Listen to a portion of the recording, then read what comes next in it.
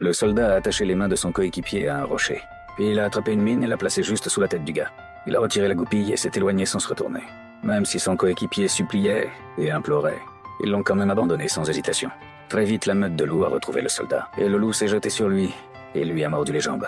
Fou de désespoir, il s'est débattu violemment et dans la confusion. La grenade a roulé hors du rocher. L'explosion a fait fuir les loups. Mais ce n'était que le début. À ce moment, un autre groupe de villageois afghans est arrivé. Quand ils ont vu un soldat soviétique attaché, une femme a pensé à ses proches tués par les tirs soviétiques. Les femmes ont ramassé des pierres avec colère et les ont jetées frénétiquement sur le soldat, alors qu'il allait être battu à mort. Un groupe de combattants gorilles est intervenu à temps pour les arrêter et lui a sauvé la vie à la surprise générale.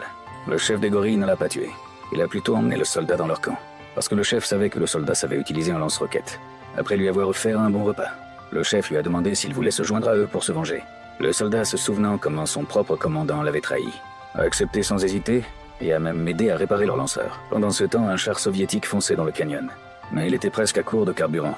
Les soldats se réjouissaient, pensant qu'ils étaient sur le point d'atteindre la route principale, jusqu'à ce que le commandant crie soudainement « Stop ». Ils ne s'attendaient pas à ce qu'il y ait une énorme falaise devant eux. Sans carburant, ils n'avaient d'autre choix que d'attendre de l'aide. Par chance, un hélicoptère est rapidement apparu. Le commandant a tiré une fusée de détresse pour demander les secours. Quand l'hélicoptère a atterri, 2 soldats étaient ravis. Ils se sont précipités prêts à monter à bord. Mais le commandant leur a ordonné de revenir. L'équipage du char reste avec le char. Les 2 hommes savaient que revenir en arrière signifiait la mort.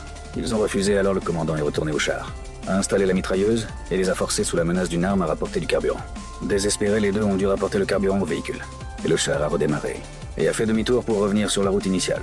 Le chef qui était embusqué dans la vallée était ravi de voir cela. Le char avait fait demi-tour, ce qui leur donnait une chance de se venger. Le char n'était pas allé loin et a trouvé le corps du pilote d'hélicoptère près de la source d'eau. Il ne s'attendait pas à ce qu'ils aient empoisonné partout. À ce moment, le commandant a vu que les rebelles le rattrapaient. Il a immédiatement installé la mitrailleuse pour riposter. Mais les balles se sont épuisées après seulement quelques tirs. Pour empirer les choses, le moteur a surchauffé et s'est arrêté. Voyant l'ennemi se rapprocher de plus en plus, les soldats ont enfin redémarré le char et ont fui frénétiquement. Dans l'épaisse fumée, le chef des guérilleros a conduit ses hommes à poursuivre les soldats.